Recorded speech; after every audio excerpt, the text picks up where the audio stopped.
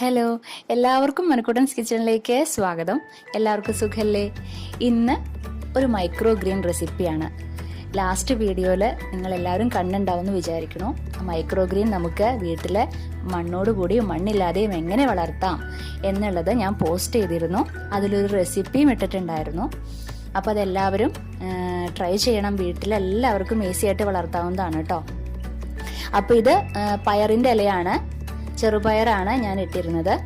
അപ്പോൾ അത് ഒരു 2-3 ഇലയാവുമ്പോൾ നമുക്ക് ഈ ഒരു വലുപ്പം എത്തുമ്പോൾ നമുക്കത് കട്ട് ചെയ്തെടുക്കാം. ശരീരത്തിന് വളരെ നല്ലതാണ് ഇലക്കറികൾ. നിങ്ങൾ ഇതുപോലെ നിങ്ങൾക്ക് ഡെയിലി നമുക്ക് വീട്ടിലെ ഇലക്കറികൾ ഉണ്ടാക്കാം. അപ്പോൾ ഞാൻ എല്ലാം കട്ട് ചെയ്തെടുത്തിട്ടുണ്ട്. ഇനി അത് ചെറുതായിട്ടൊന്ന് നമുക്ക് കട്ട് ചെയ്ത് വെക്കണം.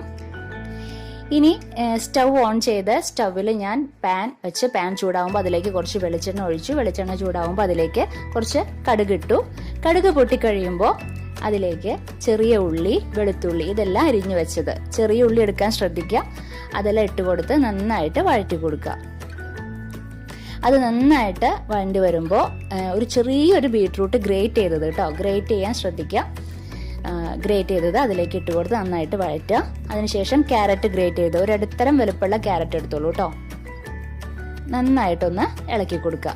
ഇനി കുറച്ച് നാളികേരം ചിരകിയത് ആഡ് ചെയ്തോളൂ. നന്നായിട്ടൊന്ന് മിക്സ് ചെയ്യാം.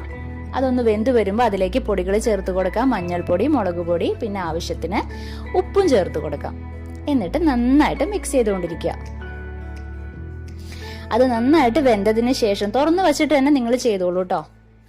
അപ്പൊ നന്നായിട്ട് വെന്തതിന് ശേഷം മാത്രം ഏറ്റവും ലാസ്റ്റ് നമുക്ക് നമ്മുടെ പയറിന്റെ ഇല അതിലേക്ക് ചേർത്ത് കൊടുക്കാം. ചെറുതായിട്ട് അരിഞ്ഞു വെച്ചിരിക്കുന്ന പയറിന്റെ ഇല. എപ്പോഴും ഇലക്കറികൾ വെക്കുമ്പോൾ നിങ്ങൾ ഒരിക്കലും ഓവർ കുക്ക് ചെയ്യരുത് കേട്ടോ. അത് പ്രത്യേകം ശ്രദ്ധിക്കുക. പെട്ടെന്ന് തന്നെ നമ്മൾ മിക്സ് ചെയ്ത് പെട്ടെന്ന് ഓഫ് ചെയ്യുക കേട്ടോ. അധിക നേരം കുക്ക് ചെയ്യരുത്. നമുക്ക് ഓഫ് ചെയ്യാം.